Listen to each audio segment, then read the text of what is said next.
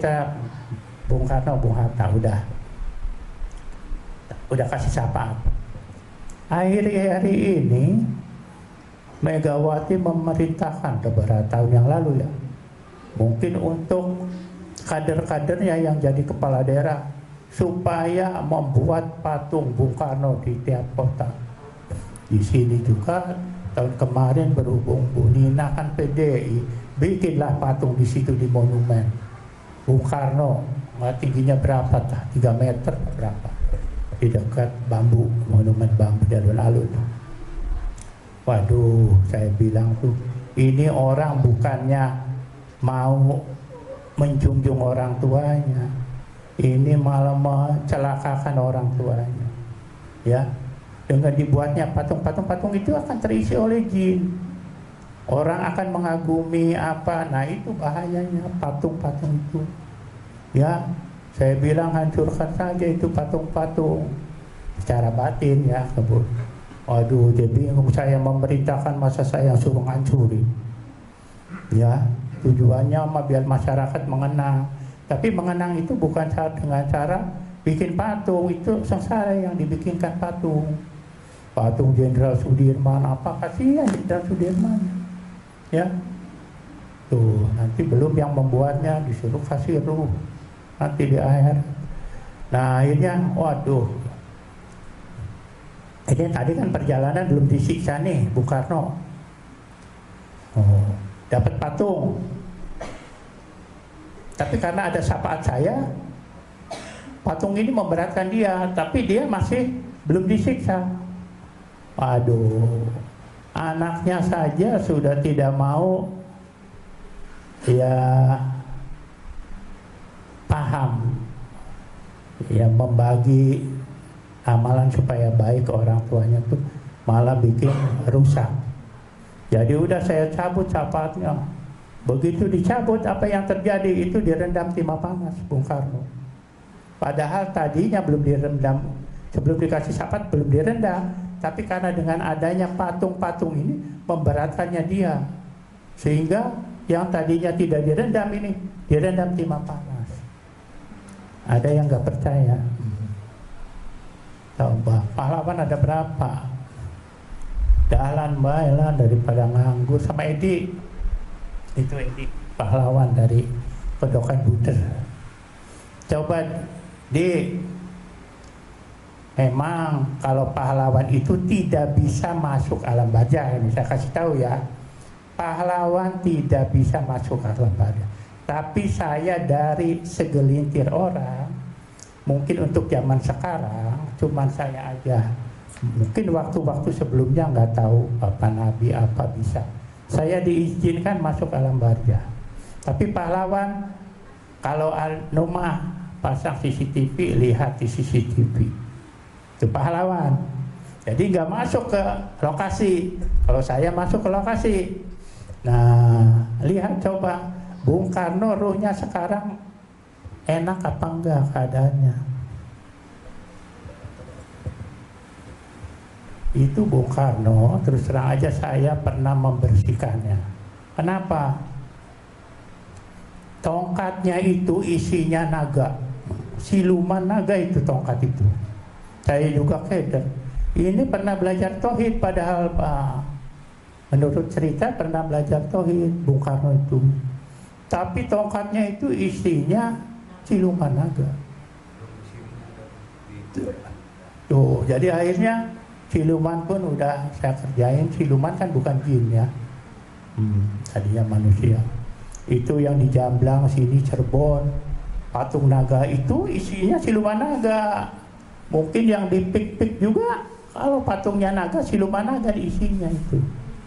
Ya, tuh makanya nggak boleh patung-patung tuh masuk ke dalam. Udah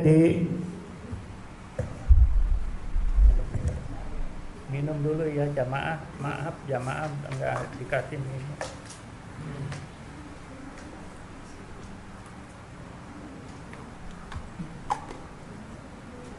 Jangan ngeliatin jamaah.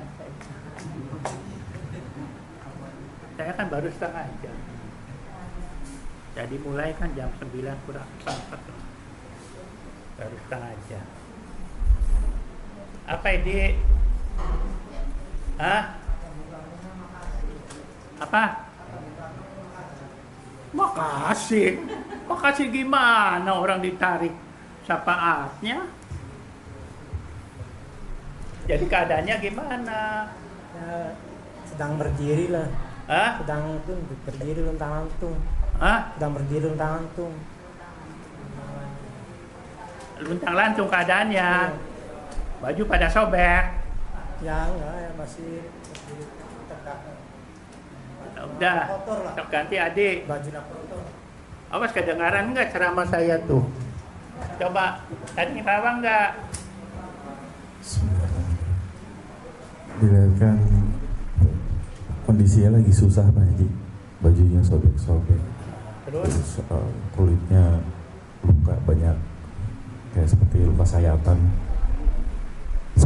sayatan, ya, berjalan. tapi dalam keadaan jalan sekarang nggak direndam, keadaan jalan. Keadaan jalan, alhamdulillah. Ya, jalannya Jalan tetap juga, terseok-seok. lihat, lantainya panas nggak? Api. Iya. Api. Tuh apa enak gitu. Nih saya kasih tahu ya, orang yang sudah meninggal itu pakaiannya compang-camping. Kenapa syarat pengangkatan saya bilang pakai busana muslim? Itu busana itu nanti akan dikirimkan. Ya, yang tadinya compang-camping, makanya saya yang ngangkat itu harus datang, harus hadir untuk melihat betul enggak ini pakaian syukuran itu menggantikan pakaiannya yang compang-camping. Itu bukan nanti pikir buat Pak Haji, enggak. Lebih bagus lagi nanti khusus yang laki-laki setelah dikirimkan ganti dipakai saya. Kalau yang cocok, nah nanti amalannya itu masuk ke sana. Tuh gitu, ya. Kenapa saya tidak dikasihkan ke orang lain? Ada juga yang dikasihkan yang kitanya nggak cocok. Maksudnya apa? Kekecilan. Kebesaran emang nggak masalah. Kekecilan nggak muat, ya. Tuh.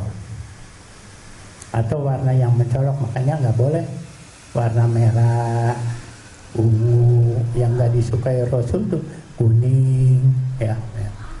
Tuh.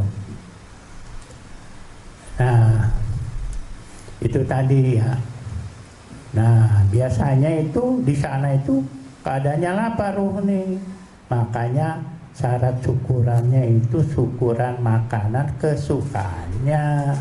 Nanti dikirimkan, tapi asal tahu saja ya. Asal tahu saja bahwa ruh itu sebetulnya tidak menyukai makanan dunia setelah meninggal tuh.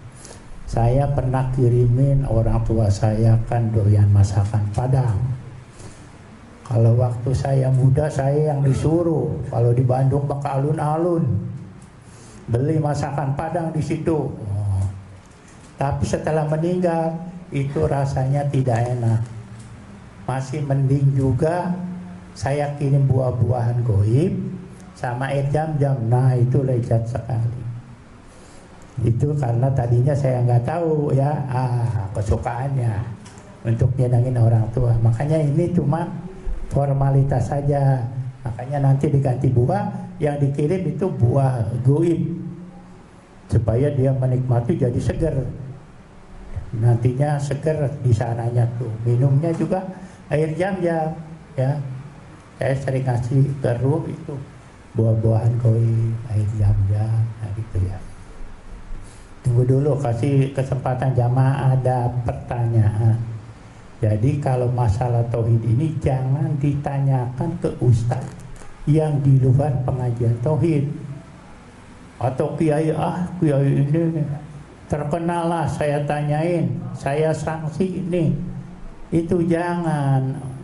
Setinggi-tingginya orang di luar ini tidak akan paham sama sekali tentang pelajaran tauhid. Tidak akan paham.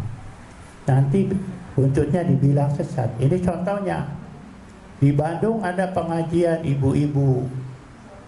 Ibu-ibu anaknya jamaah di sini. Suaminya ustadz, imam.